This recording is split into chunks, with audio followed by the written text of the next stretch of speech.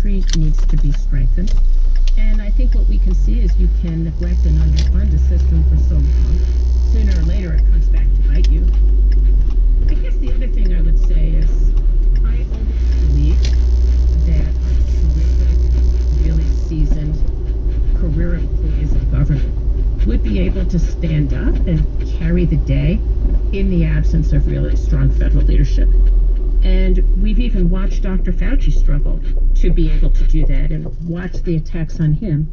But I certainly do wish that the kind of leadership and standing up that we've seen from him is something that we would see across government in this response. And I don't know what you do to create the conditions for that to reliably happen. I do have the impression from talking to many people that there's been such a climate of fear created inside of federal government that many, many people who are totally capable of handling this response are afraid to stand up and to speak out.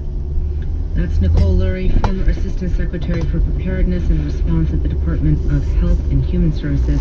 She's now with the Coalition for Epidemic Preparedness Innovations. Thank you very much. You're welcome. Thanks for having me. How do social scientists account for how we behaved or misbehaved during this public health crisis? After all, what we do matters. Right now, we may very well be the problem. Plamen Nikolov teaches economics at the State University of New York at Binghamton. He's investigating how biases influence whether or not we'll wear our masks and practice social distancing, things that we're supposed to do. And he joins us now. Professor Nikolov, welcome to the program. Hi, Lou. Thanks for speaking with me today. So you are an economist. How does economics as a branch of study deal with questions of public health? One of the main features that makes us unique is that we view health as an investment. And we basically view that any decision that people make, for example, whether a person decides to have a carrot versus a cookie, or go to the gym versus watching a movie, is an investment decision. And so in that sense, we view social distancing and mask wearing also as an investment decision that a person makes, and that he or she would basically compare the benefits of that decision versus the costs that this decision entails. You're crunching the numbers now. What is the point of the study, though? What are you trying to understand? Given that currently there is no treatment for COVID-19, there's no vaccine, we're trying to understand what are the effective levers for individual behavior, given that the only option for us as social scientists and also policymakers is to curb the epidemic via measures like social behavior. Exactly. And then it's kind of as an extension of that, that would actually also help us understand, among the set of all these factors that are actually drivers of human behavior, which among those are actually malleable?